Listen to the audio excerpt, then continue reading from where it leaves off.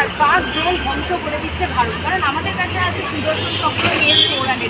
কিন্তু এই যে আমরা এত নিশ্চিন্তে আছি, ঠিক এই নিশ্চিন্তে থাকার জন্য যারা আছে ভারতীয় সেনা, সেই সমস্ত ভারতীয় সেনাদেরকে কুর্নিশ জানিয়ে কলকাতার একটি প্রয়োজন সংস্থা তারা তাদের সদস্যদের নিয়ে আজকে হাতে চিঠি ভারতীয় বীর সেনাদের উদ্দেশ্যে পাঠাচ্ছে কেন্দ্র সরকারের কাছে।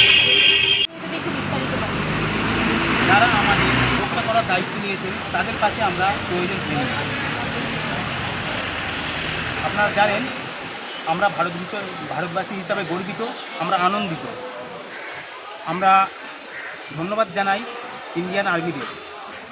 পেহেলগাঁয়ে যে ঘটনাটা ঘটেছে, 26 জন ভারতীয় পর্যটকদের যেভাবে পাকিস্তান সেনারা হত্যা করেছেন তার তীব্র নিন্দা জানায়।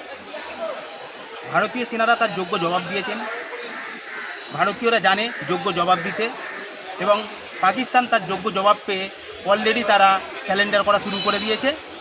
আমরা গর্বিত ভারতীয় হিসাবে, এবং সেনারা যাতে সুস্থভাবে বাড়ি ফিরুক এবং জয়লাভ করুক তার জন্য আমাদের শুভকামনা রইল। হ্যাঁ, আজকের আপনাদের যে পদক্ষেপ সেটার মধ্যে কী কী থাকছে? আজকে আমরা যেটা করেছি মূলত আমরা আজকে 1000 পোস্ট করেছি আমরা ইন্ডিয়ান আর্মিদের কাছে পৌঁছানোর জন্য, তাদের শুভকামনা রইল আমাদের তরফ থেকে। এবং আমরা সকালবেলা আমরা আমাদের গুরুদেব ডেকে আমরা হোমযজ্ঞ করে তাদের জন্য, তারা যাতে জয়ী হয়ে বাড়ি ফিরতে পারে তার জন্য আমরা হোম করেছি, এবং তাদের মন্দিরে আমরা পূজা দিয়েছি, কালীঘাট মন্দিরে পূজা দিয়েছি। কালীঘাট মন্দিরে পূজা দিয়ে সেই ফুল আমরা পোস্ট অফিসের মাধ্যমে আমরা তাদের হাতে পৌঁছাতে চাই, যেন মায়ের আশীর্বাদ তাদের মাথার উপর সর্বদা থাকে।